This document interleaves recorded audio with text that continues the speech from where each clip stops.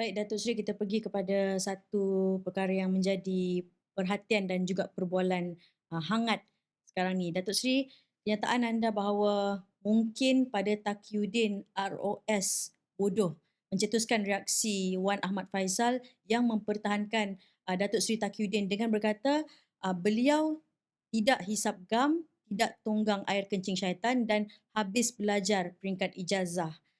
Adakah Wan Ahmad Faizal ni Datuk Seri melihat dia melakukan serangan peribadi terhadap Datuk Seri?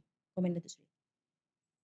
Kalau ada orang yang mengatakan Waf sebenarnya cuba nak menganjing saya ke ataupun nak tuju kepada saya rasa tak kot. Saya rasa Waf ni dia pun dengan saya hubungan baik. Dia panggil saya Abang Peja tau. Kami ni hubungan dia tak panggil saya Datuk ke, dia panggil saya Abang Peja. Maknanya kami ni ada hubungan dan macam adik-beradik, dah lama kami bersama.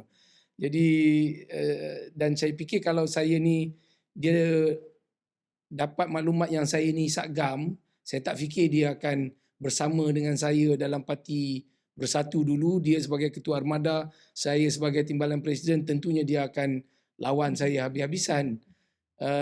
Tapi saya fikirlah, saya fikir dalam apa juga perkara kalau kita nak bercakap, kena asingkan dari segi persahabatan, persaudaraan dengan politik.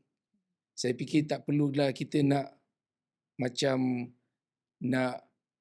merosakkan ataupun nak mengata seseorang tu sehingga macam nak nak demonize image seseorang tu. Tak perlu kot nak pergi ke situ. Saya ucapkan selamat maju jaya kepada beliau yang kini berada bersama dengan Parti Wawasan. Walaupun kita memang sebagai umat Islam tak boleh minum air kencing syaitan, tapi pastikan juga kita jangan kena kencing. Jangan tak minum satu tapi jangan kena kencing pun pening juga. Kena kencing tak mana, takut kena tipu.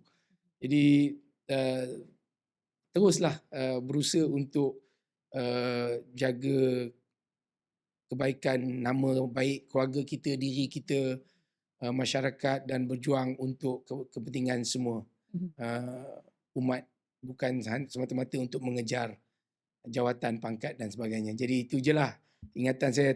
Kalau betul lah dia mengata saya maafkan.